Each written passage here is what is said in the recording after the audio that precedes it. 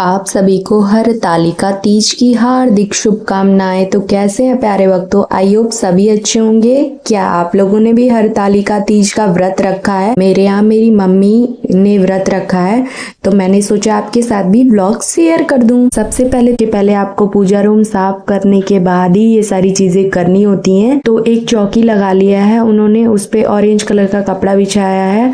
आप चाहे तो पीले या लाल कलर का भी कपड़ा बिछा सकते हैं। उसके बाद तीनों लोगों को मम्मी ने स्नान कराया, शिव जी महाराज, नंदी जी महाराज और गणेश भगवान को, और पीछे उनकी चित्रपट भी रखी हुई है जिसे मम्मी ने लाल कपड़ा ओढ़ा दिया है।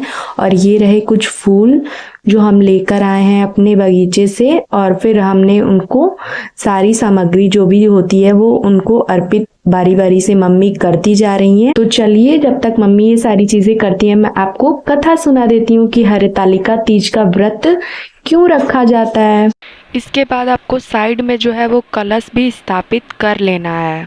सबसे पहले तो हमें कुछ पूजन सामग्री की जरूरत होती है, जैसे कि केला स्तंभ, दूध, सुहाग पिटारी, गंगा जल, दही, तरकी, चूड़ी, चावल, घी, बिछिया, फूल, हार, शक्कर, कंघा, मृतिका, शहद, सीसा, चंदन, कलश, नाड़ा, डोरा, केसर, दीपक, फल, पान, मिस्सी, धूप, कपूर, सुपारी, महावर की गोली, वस्त्र, सिंदूर, पकवान, यज्ञोपवीत, सूरमा, मिठाई, ये सारी चीज़ों को हमें पहले से एकत्रित कर लेना होता है। उसके बाद मैं आपको बारी बारी से वीडियो में दिखाती ही जा रही हूँ कि कैसे कैसे सारी चीज़ें चढ़ा रही हैं मेरी मम्मी जी।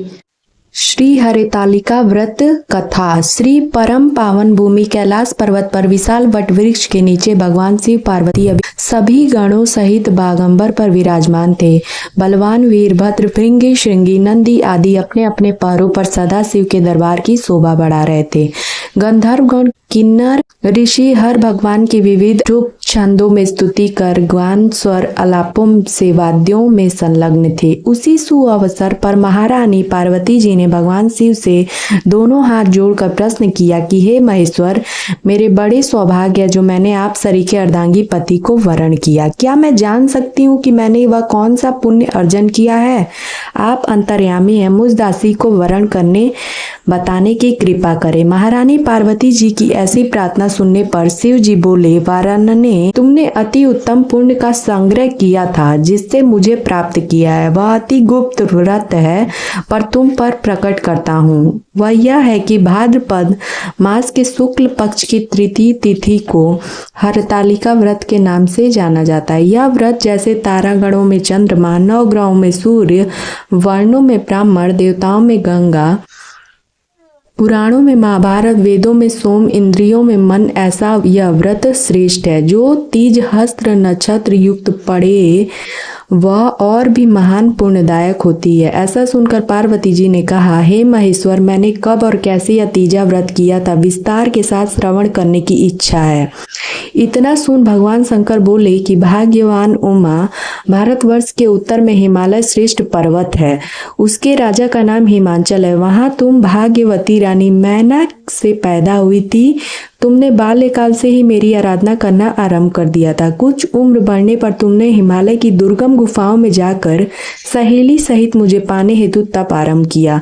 तुमने ग्रीष्म ऋतु में बाहर चट्टानों पर आसन लगाकर तप किया, वर्षा ऋतु में बाहर पानी में तप किया, और हिम ऋतु में पानी में खड़े होकर मेरे ध्यान में संलग्न रही। इसी प्रकार 6 ऋतुओं में तपस्या करने के बाद भी जब मेरे दर्शन न मिले, तब तुमने मुख होकर केवल वायु का सेवन किया, फिर वृक्षों के सूखे पत्ते खाकर इस शरीर को क्षीण किया। ऐसी तपस्या में लीन देखकर महाराज हिमांचल को अति चिंता हुई और तुम्हारे विवाह हेतु चिंता करने लगे। इसी सुअवसर पर महर्षि देव ऋषि नारद जी उपस्थित होते भय। राजा ने अति हर्ष के साथ नारद जी के स्वागत पूजन किया और उपस्थित होने का कारण जानने के इच्छुक होते भय। नारद जी ने कहा, राजन, मुझे भगवान विष्णु ने भेजा है। मैं चाहता हूँ कि आपकी सुंदर कन्या को योग्य वर प्राप्त हो।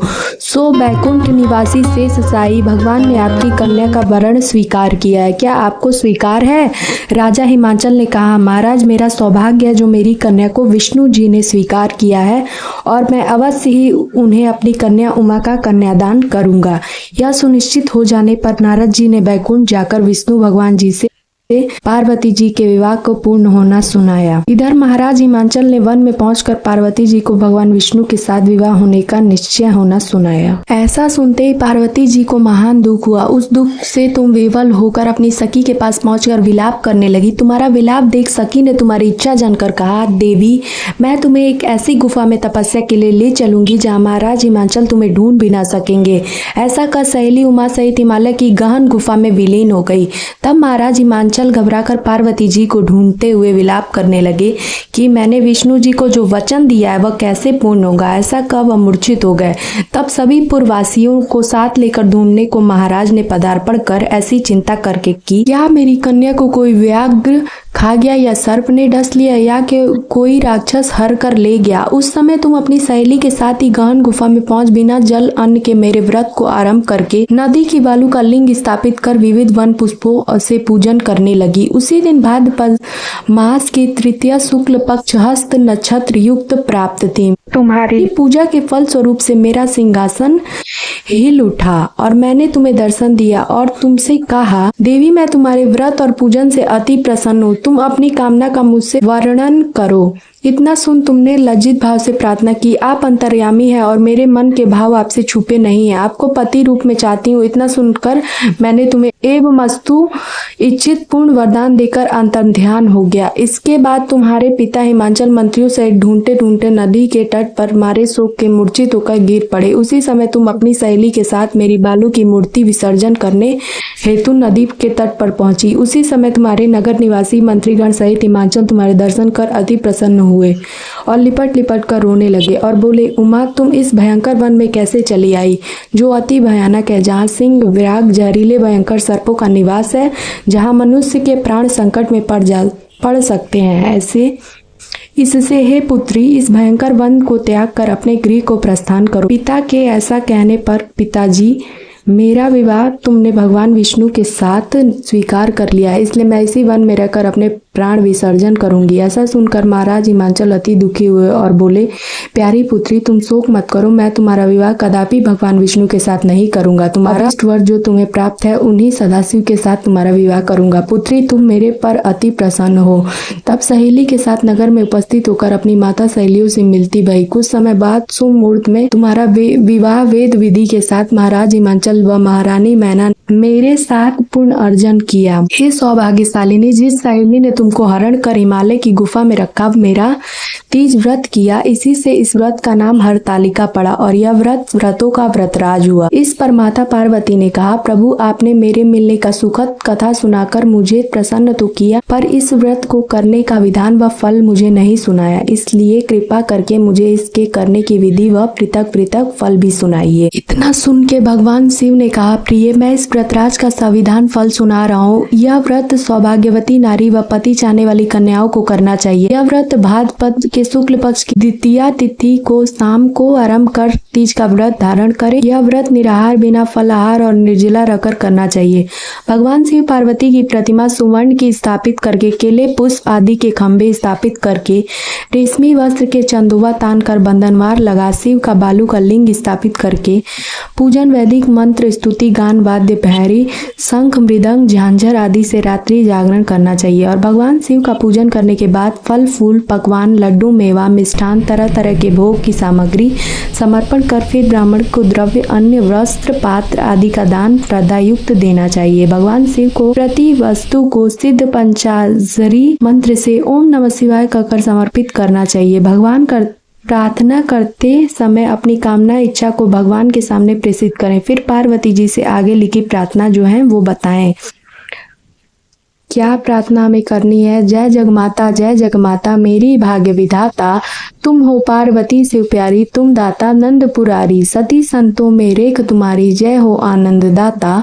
जय जगमाता मेरी भाग्य विधाता, इच्छित वर मैं तुमसे पाऊं, भूल चूक को दुख ना उठाऊं, भाव भक्ति को तुमसे पाऊं, कर दो पूरन दाता। जय जगमाता मेरी भाग्य विधाता। प्रार्थना के बाद पुष्पों को दोनों हाथों में लेकर पुष्पांजलि समर्पण करें। फिर चतुर्थी को शिवलिंग को किसी नदी या तालाब में विसर्जन करें। फिर 3 ब्राह्मणों को भोजन करा के दक्षिणा दें। इस प्रकार यह व्रत पूर्ण करने से नारी सौभाग्यवती होती है और धन व पुत्र पौत्रों से सुखी जीवन व्यतीत करती है। कन्याओं को व्रत करने से कुलीन, विद्वान, धनवान वर प्राप्त होने का सौभाग्य प्राप्त होता है। हे देवी, जो सौभाग्यवती नारी इस व्रत को नहीं धारण करती है वह बार बार वैधव्य व पुत्र शोक को प्राप्त होती है। जो नारी तृतीया के दिन व्रत रखकर चोरी से अन्न खाती है वह सुकरी का जन्म पाती है। जो फल खाती है वह बंदरिया की योनि प्राप्त करती है। जो जल पीती है वह जोग का जन्म लेती है। जो दूध पीती है वह सर्पिणी का जन्म ग्रहण करती है। जो नारी मांस खाती है वह बाघिनी होती है। जो दही खाती है वह बिल्ली का जन्म पाती है। जो मिठाई खाती है वह चींटी के जन्म को धारण करती है। जो सभी चीजें खाती है वह मक्खी का जन्म लेती है। जो उस दिन सोती है वह अजगरी योनि को प्राप्त करती है। हे उमा, जो इस व्रत को श्रद्धा विधि से धारण करती है वह मुझसे पति